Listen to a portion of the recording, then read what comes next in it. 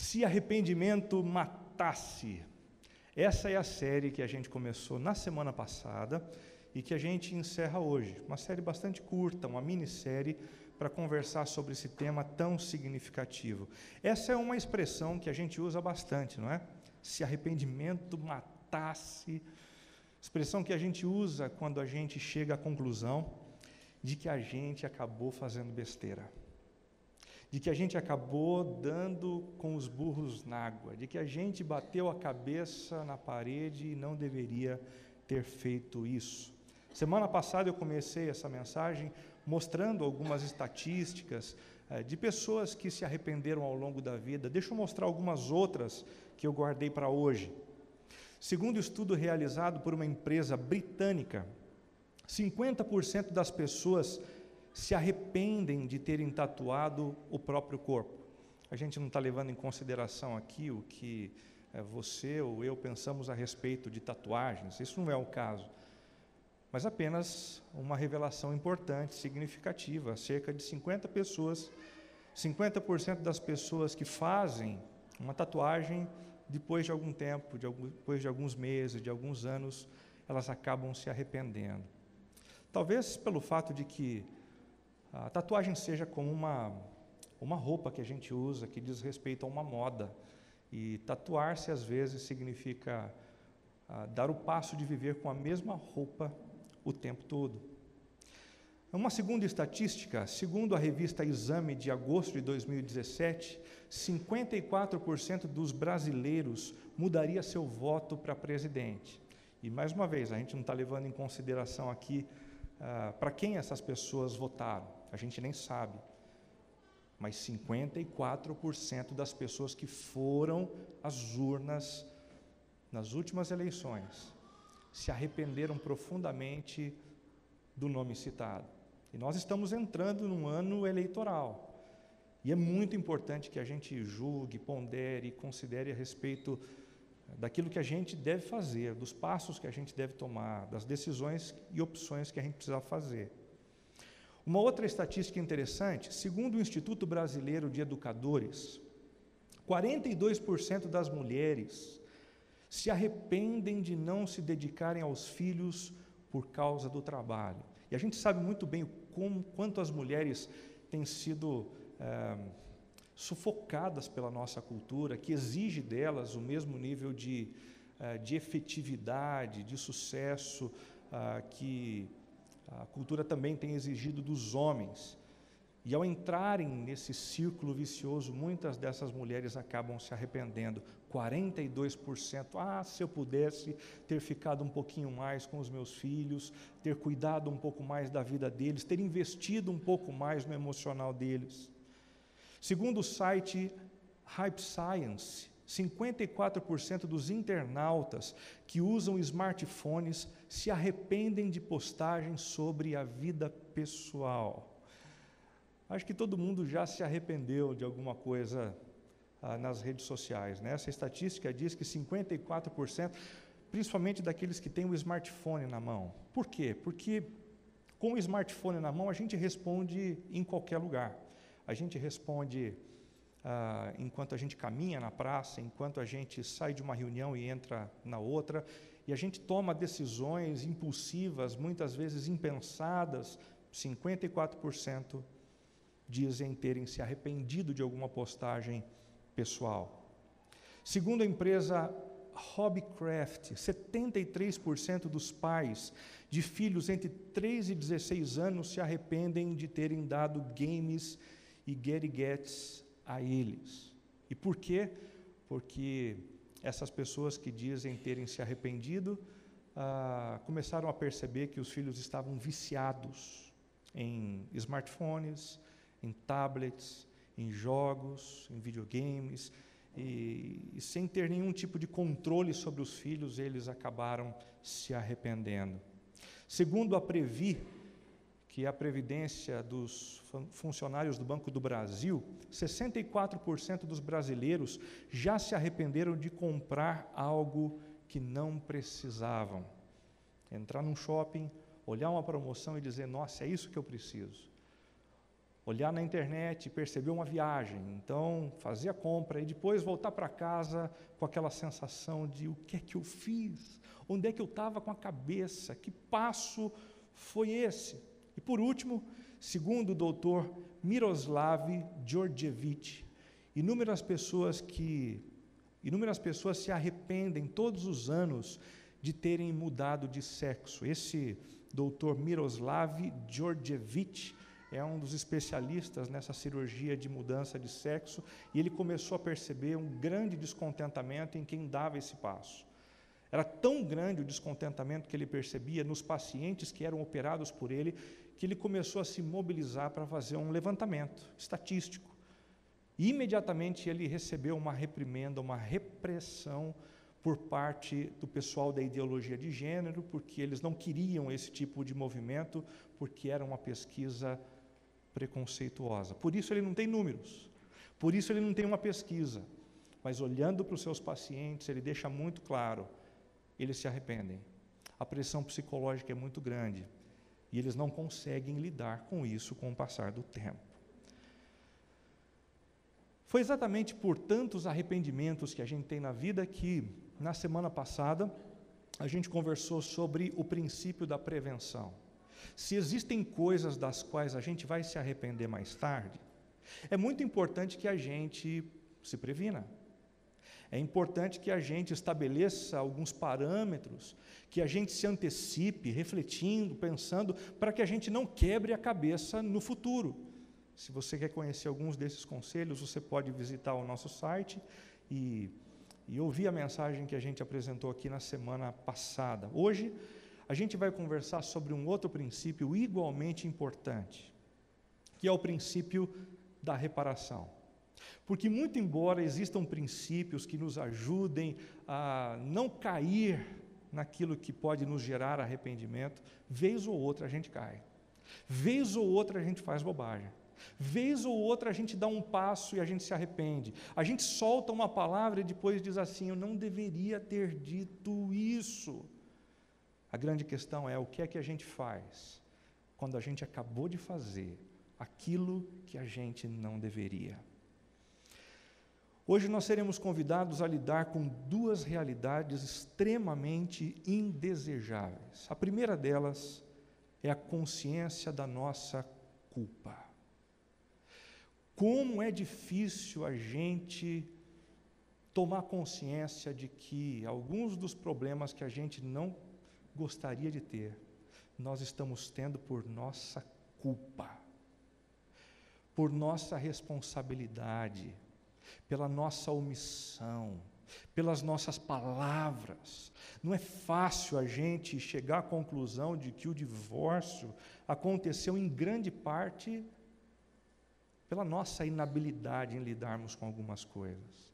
Não é fácil a gente chegar à conclusão de que parte do desarranjo e do desajuste dos nossos filhos tem a ver com um pouco da nossa omissão, da nossa falta de investimento em algumas áreas da vida deles. Não é fácil a gente admitir o fato de que a crise financeira na qual a gente se encontra não é apenas fruto de um país com uma economia complicada, mas é também fruto de decisões equivocadas que a gente foi tomando, uma após a outra ao longo dos últimos tempos. A segunda realidade extremamente difícil de lidar, e esse vai ser o desafio de hoje, é a realidade da necessidade do arrependimento. Como é difícil a gente ter que reconhecer que aquele dinheiro, quem pegou, na verdade, fomos nós, indevidamente. Não era nosso, mas a gente acabou pegando. Quem deixou de enviar aquele e-mail lá na empresa, e isso acabou dando um problemaço no meio de todo mundo, fui eu. Que quem redigiu errado aquele relatório, que tinha implicações sérias sobre a saúde de uma pessoa, fui eu quem redigi. Como é difícil a gente, em primeiro lugar, admitir a consciência da nossa culpa e, em segundo lugar, a necessidade de arrependimento. Mas fazer isso é importante. Fazer isso é necessário. Eu diria, fazer isso é imprescindível. Por quê? Porque, em primeiro lugar, quando a gente reconhece a nossa culpa, nas mais variadas áreas, e a gente se arrepende, a gente dá passos para estancar o mal infringido.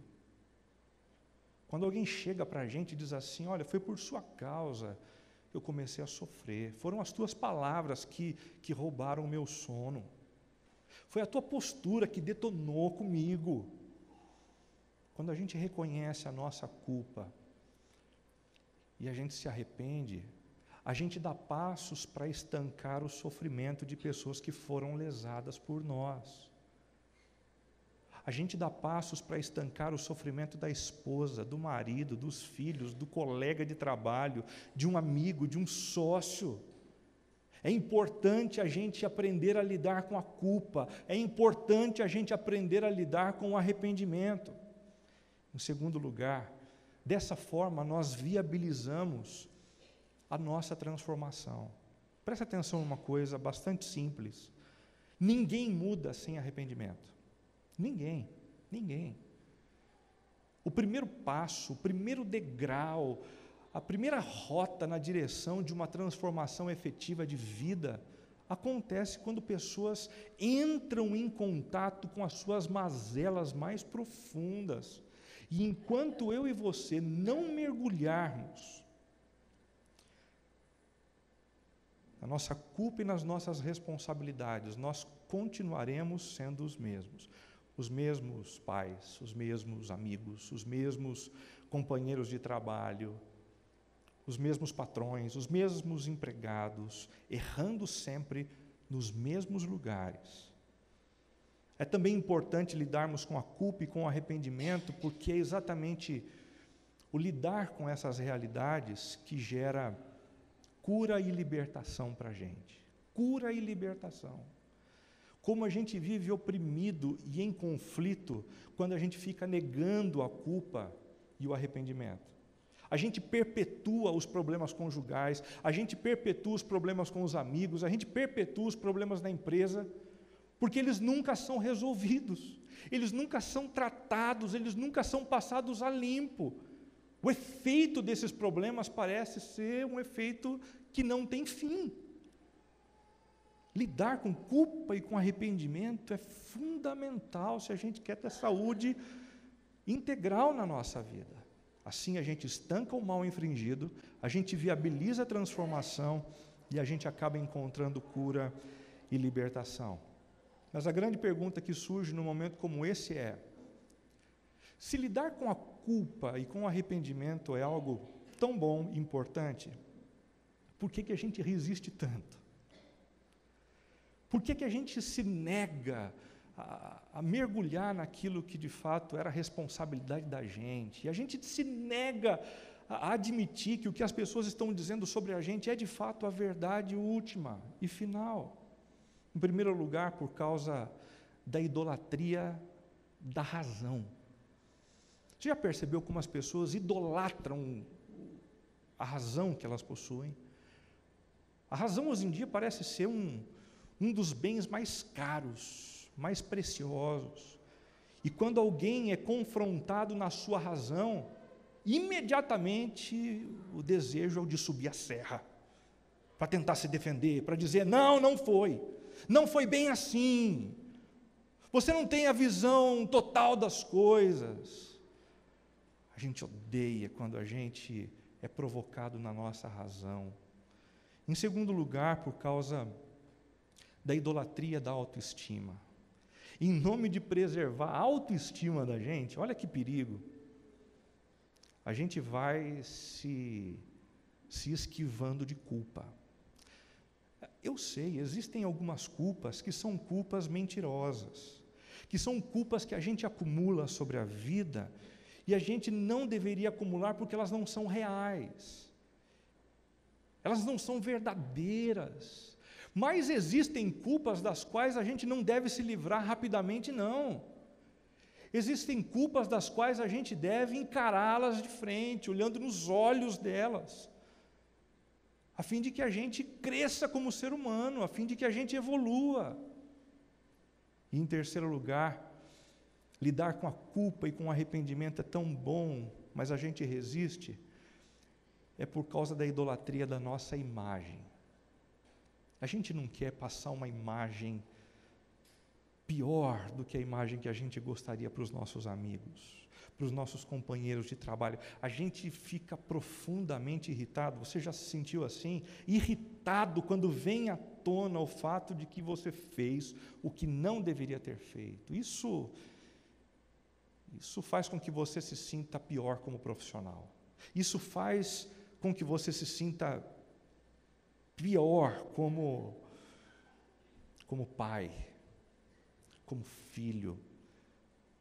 Isso faz com que a sua imagem seja colocada em xeque.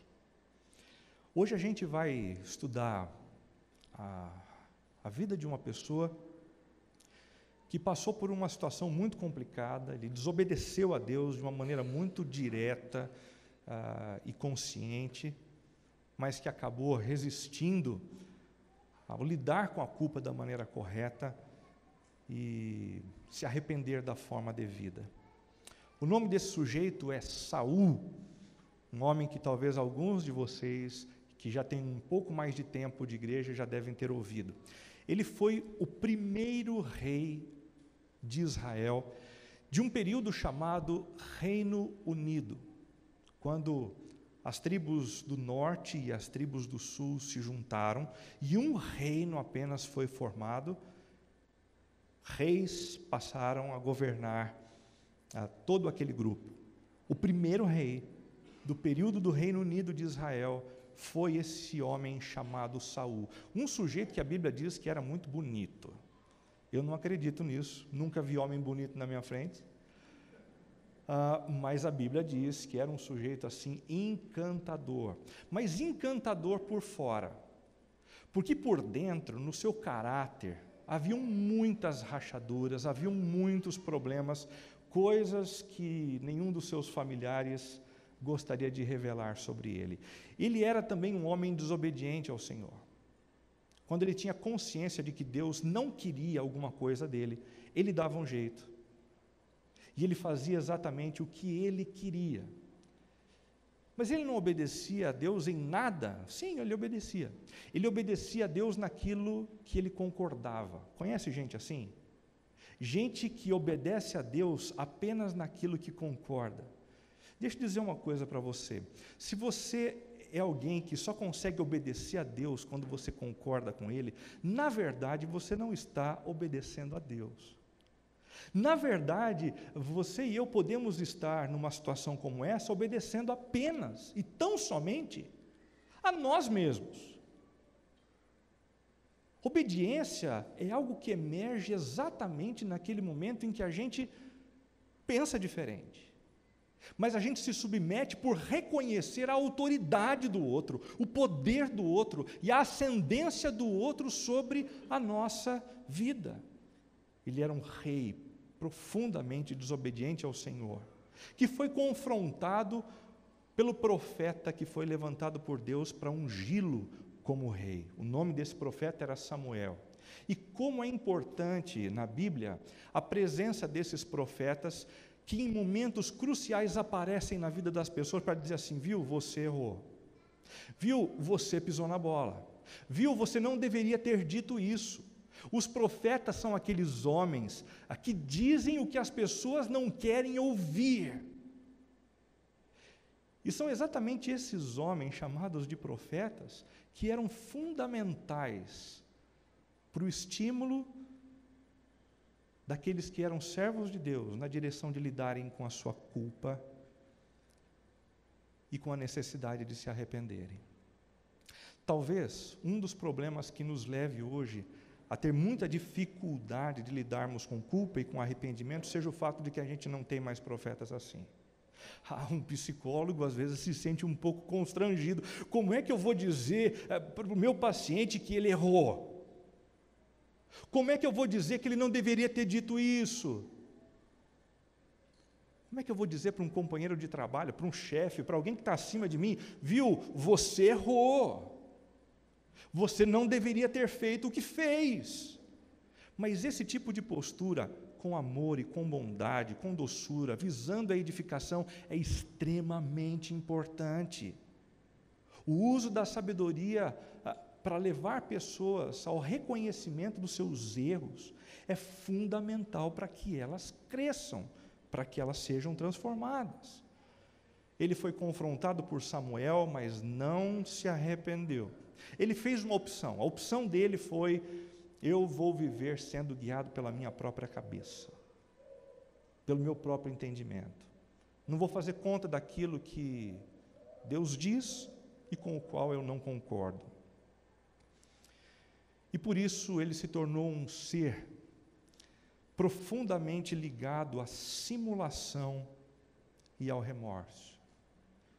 Existem pessoas que, diante dos seus erros, lidam com as suas culpas e se arrependem.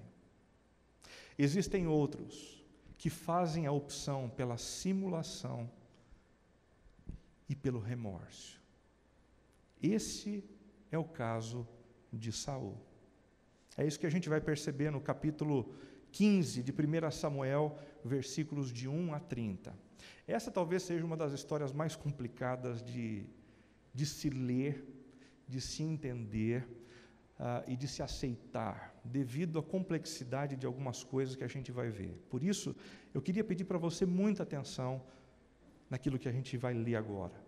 Preste atenção, procure entrar na história, porque isso vai fazer todo sentido e vai fazer com que você consiga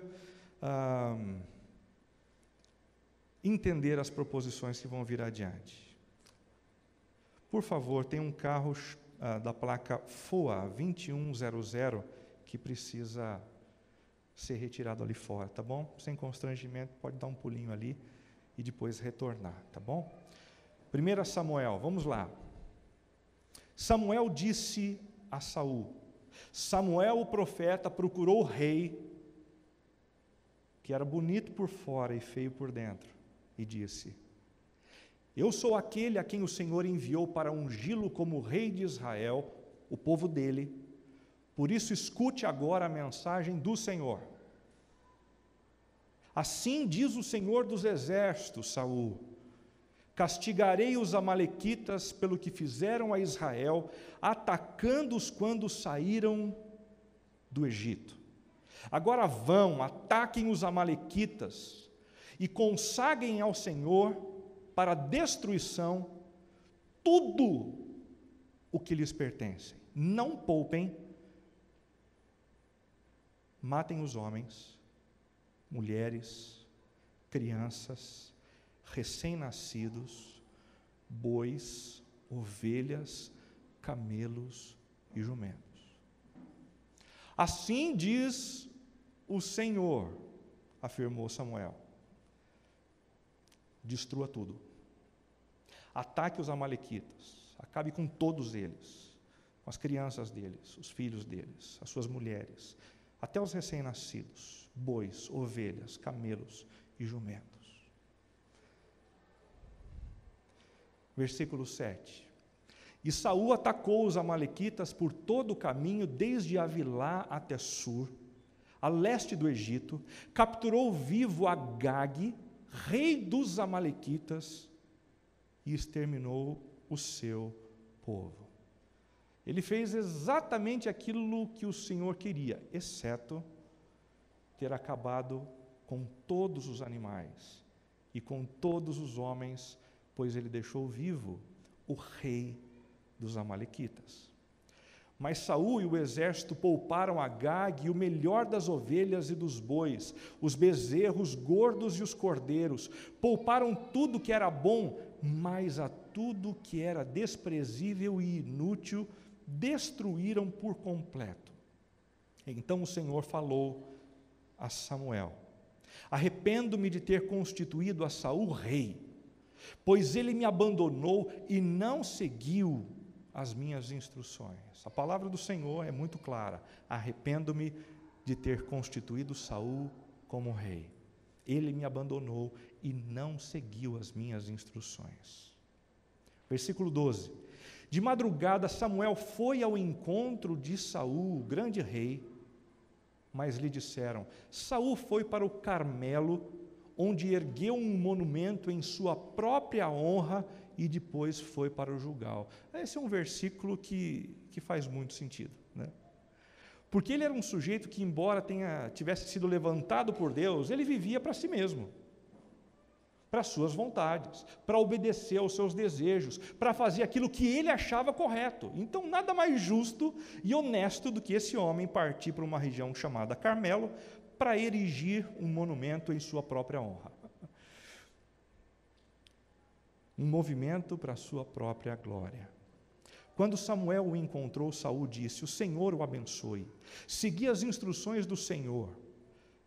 Samuel, porém, perguntou: Então, que balido de ovelhas é esse que ouço com meus próprios ouvidos?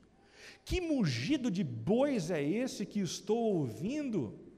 Respondeu Saul: Os soldados os trouxeram dos amalequitas. Eles pouparam o melhor das ovelhas e dos bois para sacrificarem ao Senhor, seu Deus, mas destruímos totalmente o restante. Samuel disse a Saul: Fique quieto, cale a boca. Eu lhe direi o que o Senhor me falou esta noite. Respondeu Saul com a orelha bem baixa: Diga-me. E Samuel disse: Embora pequeno aos seus olhos, aos seus próprios olhos, você não se tornou o líder das tribos de Israel? O Senhor o ungiu como rei sobre Israel e o enviou numa missão ordenando: vai e destrua completamente aquele povo ímpio, os amalequitas. Guerreie contra eles até que os tenha eliminado. Por que você não obedeceu ao Senhor? Por que se lançou sobre os despojos e fez o que o Senhor reprova? Disse Saul: Mas eu obedeci ao Senhor. E disse Saul, rei, que tinha problemas de caráter: Mas eu obedeci ao Senhor. Cumpri a missão que o Senhor me designou. Trouxe Agag, o rei dos amalequitas, mas exterminei os amalequitas. Os soldados tomaram ovelhas e bois do despojo, o melhor do que estava consagrado a Deus para a destruição, a fim de os sacrificarem ao Senhor seu Deus em Gilgal. Samuel, porém, respondeu: Acaso tem o Senhor tanto prazer em holocaustos e em sacrifícios quanto em que se obedeça a sua palavra? A obediência é melhor do que o sacrifício, e a submissão é melhor do que a gordura de carneiros. Pois a rebeldia é como o pecado da feitiçaria, e a arrogância como o mal da idolatria. Assim como você rejeitou a palavra do Senhor, ele o rejeitou como rei. Tá bom, pequei, disse Saul.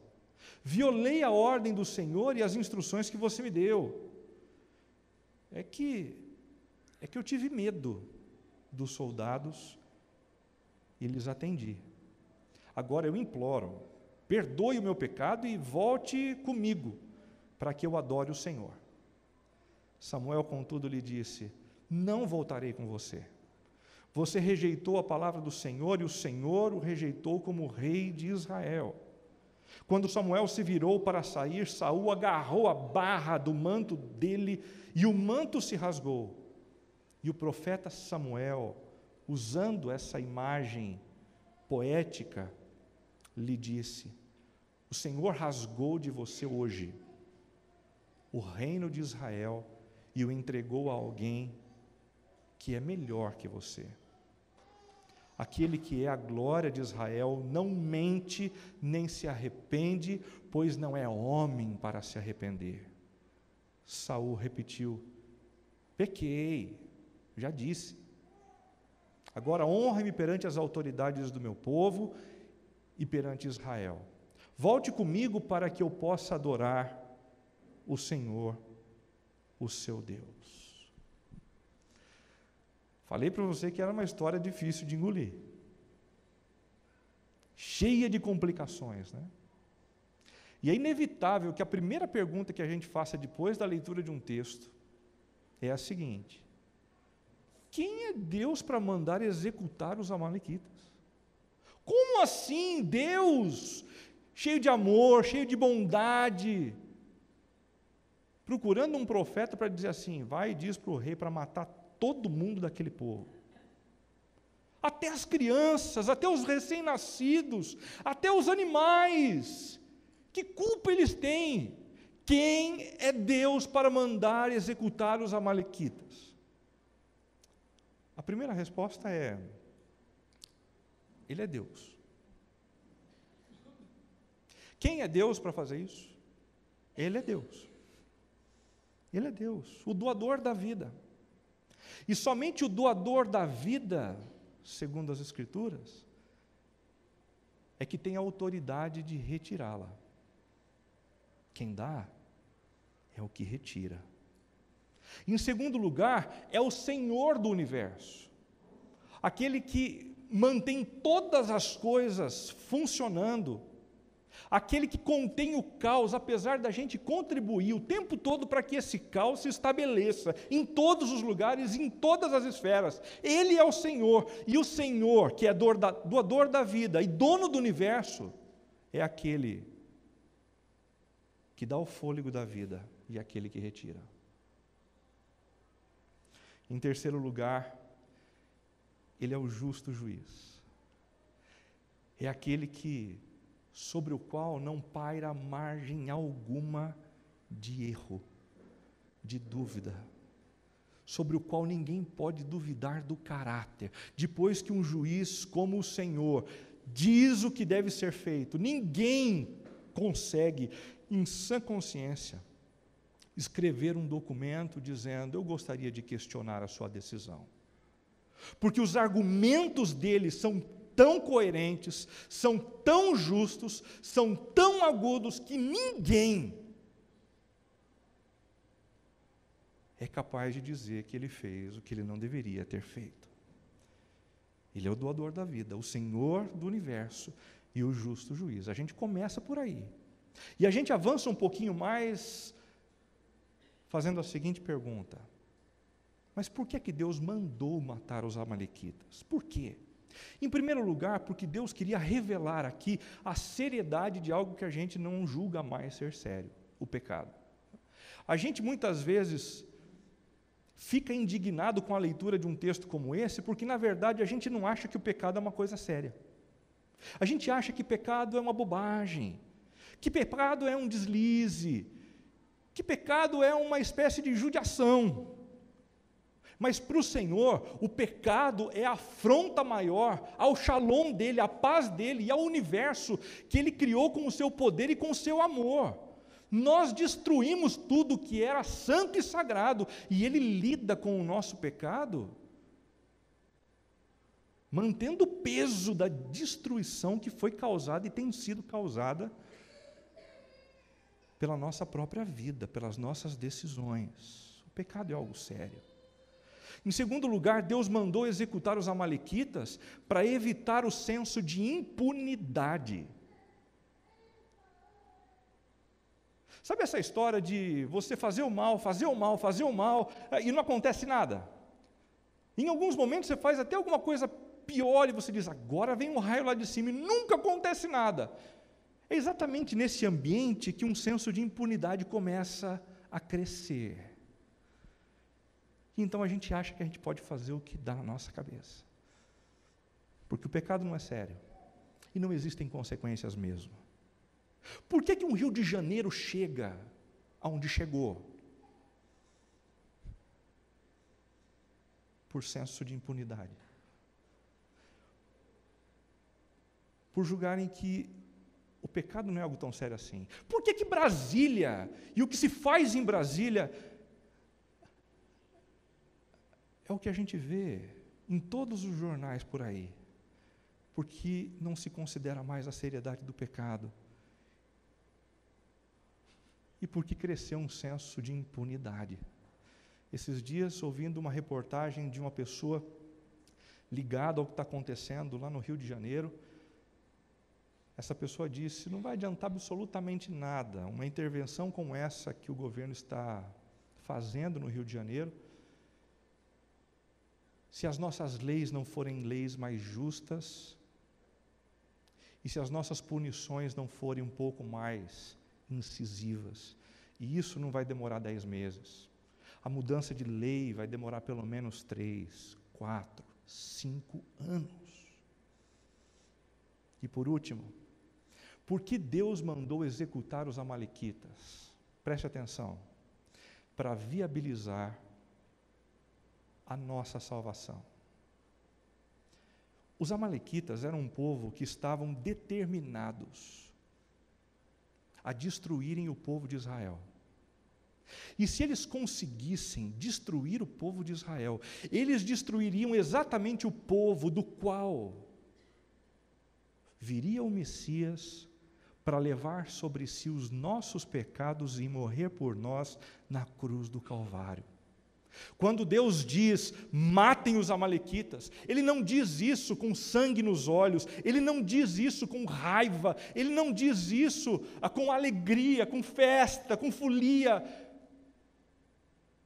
mas Ele dá um passo na direção de conter o mal, para que a salvação não deixasse de surgir através do Messias prometido que viria de Israel. Jesus de Nazaré, que um dia morreu por nós na cruz. É engraçado a gente conversar sobre essas coisas, porque às vezes a gente julga o Senhor e as decisões de Deus rápido demais. E a gente acha que Deus está muito equivocado, que Ele não tem a mente aberta, que Ele não conseguiu perceber algumas coisas, mas na verdade é o contrário. Quem não consegue perceber as coisas somos nós. Quem não consegue enxergar um palmo à nossa frente somos nós. E se existe algum tipo de perspectiva que deve ser deixada de lado no momento de dúvida, é a nossa perspectiva e não a dele. Qual a diferença do arrependimento e do remorso? Remorso esse vivido por Saul e tão bem explicitado nesse texto. Em primeiro lugar, o remorso produz confissão relutante. Não muito certa, não muito clara, não muito explícita, não muito profunda, mas o arrependimento produz uma confissão pesarosa, consciente do tamanho do dano, do prejuízo que a gente gerou. Perceba no versículo 19 e no versículo 20. Por que você não obedeceu ao Senhor? Disse o profeta Samuel ao rei. Ele então responde dizendo, mas eu obedeci ao Senhor. E em seguida ele nega o que ele acabou de dizer. Trouxe Agag, mas exterminei os amalequitas. Está dando para perceber como é que Saul lida com os erros dele? Ele nunca mergulha nos problemas, ele nunca assume a culpa deliberadamente. Ele diz que não fez, mas que fez. Talvez um pouquinho, mas nem tanto, porque no final das contas, ele fez o que Deus queria, embora não tivesse feito. Simples assim. Só não consigo falar isso de novo.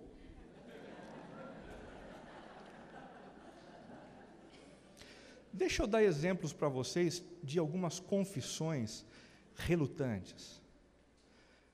Não, eu não menti para você. Eu só deixei de dizer aquilo que era desnecessário. E quanto das nossas omissões tem gerado desconfiança dentro dos nossos lares? Não, eu não sou egoísta. Não sou egoísta, eu só estou cuidando de mim mesmo, porque se eu não cuidar de mim mesmo, quem vai cuidar de mim? Quer um outro exemplo? Não, eu não sou inflexível, não sou inflexível. É que, na verdade, eu gosto das coisas organizadas, do meu jeito. Não, eu não grito com você, eu não grito, na verdade eu sou incisivo. E eu já falei isso para você. Tem gente que vive assim o tempo inteiro. E gente que vive assim o tempo todo, fazendo confissões relutantes, passa vergonha. Passa vergonha. Saul fez isso aqui há sei lá quantos mil anos atrás, e a gente está falando dele rindo pra caramba dele. bobinho, tonto. E o que te leva a pensar que as nossas confissões relutantes não são percebidas também? A gente passa vergonha.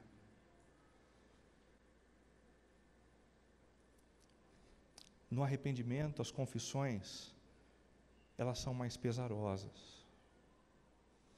Eu gritei com você e eu não deveria ter gritado, me perdoe. Eu fiz aquela manobra e eu não deveria ter feito, isso te prejudicou. Eu prejudiquei você, me perdoe.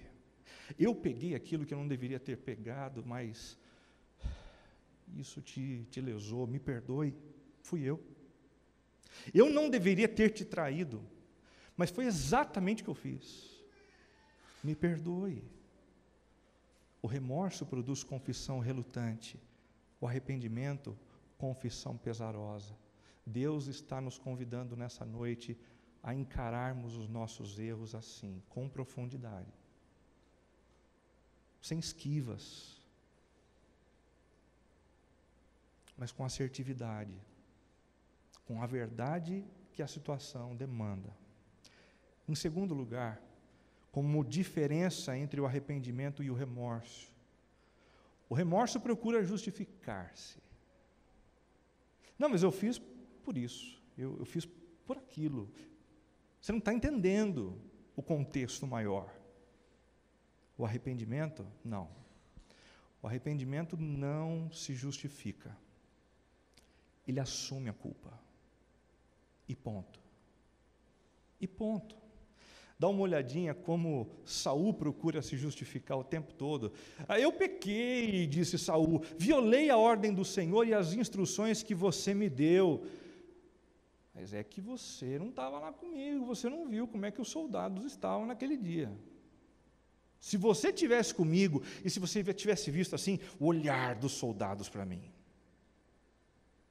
E como estava forte a pressão para cima de mim. Você não ficaria tão chateado assim, porque foi difícil, viu?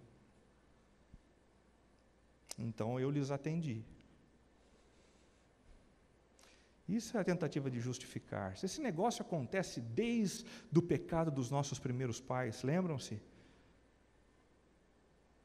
Foi você que comeu do fruto proibido? Não, foi minha esposa. Então foi você que comeu? Não, foi a serpente que me induziu ao erro. E isso chegou, sabe até onde? Até o pessoal que está fazendo delação premiada até hoje. Um dizendo que a culpa é do outro, tentando se esquivar do seu problema, tentando se esquivar da culpa, tentando justificar-se. Quem se arrepende, assume, fui eu. Sem ficar tentando diluir o tamanho do problema e dividir, repartir esse tamanho com outras pessoas.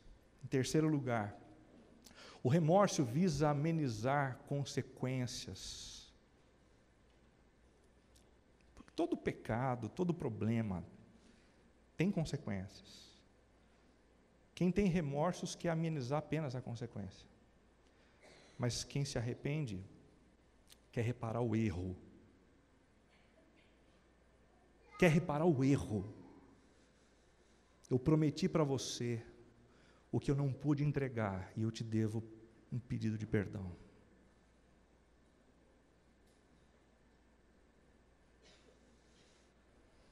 Perceba o texto.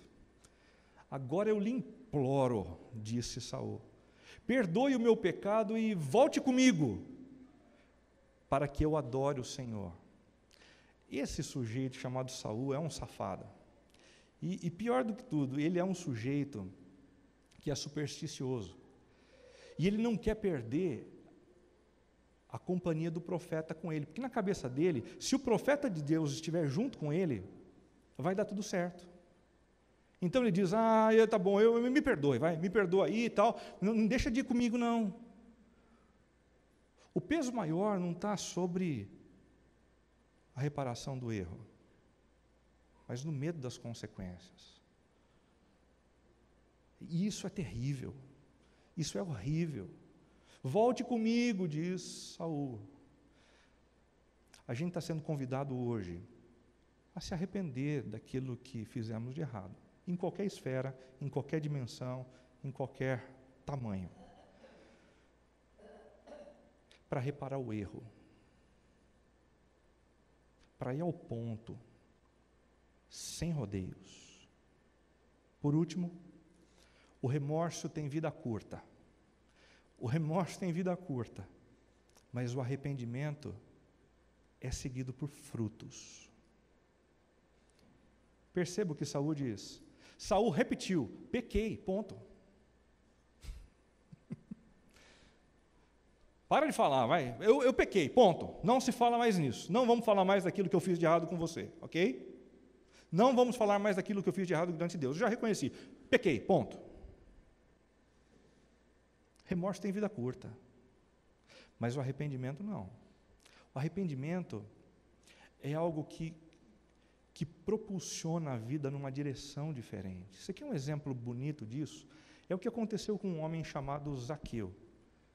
Zaqueu tinha vivido a vida inteira dele para levantar dinheiro, fortuna, até que ele se encontrou com Jesus e foi convidado para uma refeição com Jesus na casa dele. Num determinado momento da conversa, ele se arrepende.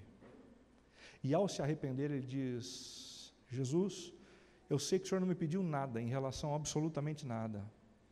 O Senhor me acolheu com a sua graça, com o seu amor, com a sua bondade, mas o seu amor, a sua graça e a sua bondade estão me quebrantando.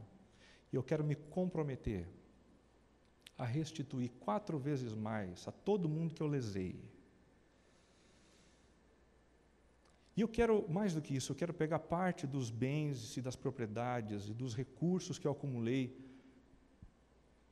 ao longo dos últimos anos e eu quero dividir com pessoas que são mais simples e mais pobres, para reconhecer a importância do seu amor por mim e o fato de que agora quem me domina não é mais o dinheiro, mas é o Senhor. O Senhor é o meu Deus, o Senhor é o meu Rei. E a história termina, mas eu fico pensando nos meses que se sucederam. E eu fico imaginando esse homem procurando as pessoas que talvez nem soubessem, dizendo assim: viu, seu Antônio, nos últimos anos eu tenho cobrado a mais do Senhor. Como assim? Como você tem roubado de mim, cobrando impostos mais altos? Foi exatamente o que eu estou fazendo. E eu estou te deixando esse cheque aqui agora, como sinal do meu arrependimento. E eu queria lhe pedir perdão. Eu imagino esse homem procurando gente mais simples, distribuindo comida, remédios, cuidado, e o pessoal perguntando: por que você está fazendo isso? Eu estou fazendo isso porque eu estou estendendo a graça que eu recebi do meu Jesus. O remorso tem vida curta. Pequei e ponto. Mas o arrependimento não. O arrependimento se prolonga com atitudes de justiça, com frutos de arrependimento que revelam que houve uma transformação interior, uma mudança de mente em relação a um fato, a um desejo, ou a uma atitude que não deveria ter sido tomada. Concluindo, gente, preste muita atenção para a gente aterrissar. De que desejos, atitudes e omissões você precisa se arrepender hoje diante de Deus? Eu não sei. Eu não conheço o seu coração, eu conheço o meu. E eu sei que existem muitos desejos, muitas atitudes e muitas omissões das quais eu preciso me arrepender. Para isso, a primeira dica é: mergulhe na origem do seu pecado, não fique na superfície não. Se você fez algumas coisas que não deveria ter feito, é porque existe uma matriz disso que foi feito dentro de você. O que veio à tona é apenas a ponta do iceberg. Existe algo muito mais denso, e a gente precisa mergulhar para conhecer a origem desse problema. Qual é o pecado capital que está por trás dessas atitudes recorrentes na minha vida? Em segundo lugar, seja extravagante na sua confissão. Para com esse negócio de pequei, pronto, e ninguém fala mais nisso. Ei, seja extravagante. Diante de Deus, dizendo: Deus, eu me arrependo do que eu tenho feito nos últimos anos. E eu tenho feito isso, ó Deus, porque eu desconfio que o Senhor não é capaz de cuidar do meu prazer, porque eu desconfio que o Senhor não é capaz de cuidar da minha estabilidade, porque eu não confio que o Senhor é capaz de cuidar da minha segurança. Aproprie-se do perdão em Jesus Cristo. Essa história de conhecer a culpa pode ser algo enlouquecedor, sim. A gente pode adoecer. Se a gente mergulhar assim na culpa, a gente pode enlouquecer, a gente pode pirar. A menos que a gente descubra o perdão de Jesus.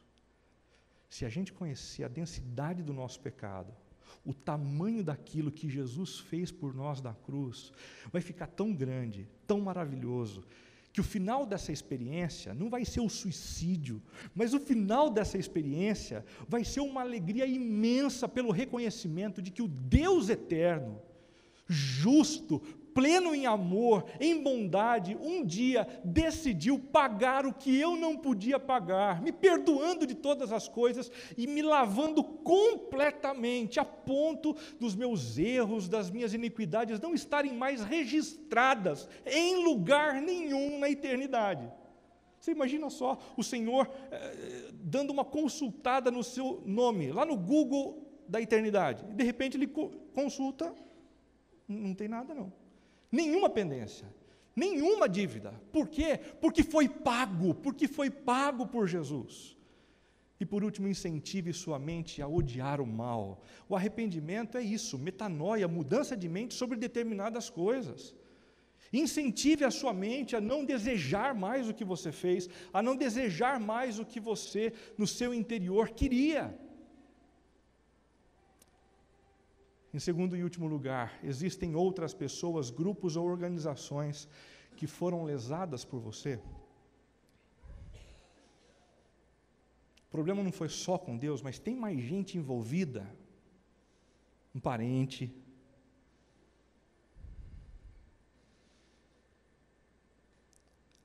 alguém do seu ambiente de trabalho, alguém da comunidade.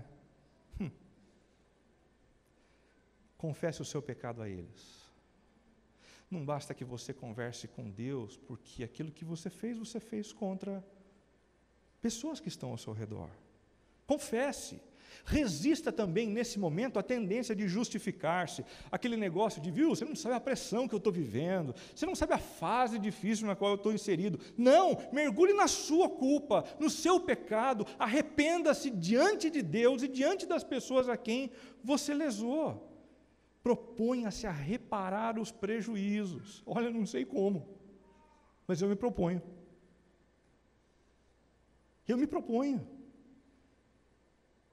Eu pensei nisso, em fazer dessa forma. O senhor tem algumas ideias diferentes? E por último, levante a cabeça e siga em frente. Não existe coisa melhor na vida. Não existe coisa melhor na vida do que resolver uma pendência daquelas enormes e poder levantar a cabeça e andar tranquilo. Certa vez eu ouvi de um pastor amigo que paz é poder entrar no supermercado sem ter o receio de cruzar com aquela pessoa. Isso é paz. Se existe alguém com quem você não quer encontrar, é porque talvez exijam pendências. É porque talvez você precise se arrepender de algumas coisas. É porque talvez você precise confessar algumas coisas. E creia, se isso for feito, você não vai ter uma crise de autoestima, não. Você não vai ser levado ao suicídio, porque antes disso você vai ser arrebatado pela graça de Jesus. E a graça de Jesus vai iniciar na sua vida um processo de transformação que vai ser belíssimo, maravilhoso, e o melhor de tudo é que você vai sair dessa experiência andando de cabeça erguida, podendo encontrar com qualquer um. Você não quer esse negócio para você? Eu quero esse negócio para mim. Eu quero esse negócio para mim. Que tal você fechar a sua cabeça, seus olhos agora, baixar a sua cabeça e ter um tempo para conversar com o seu Deus?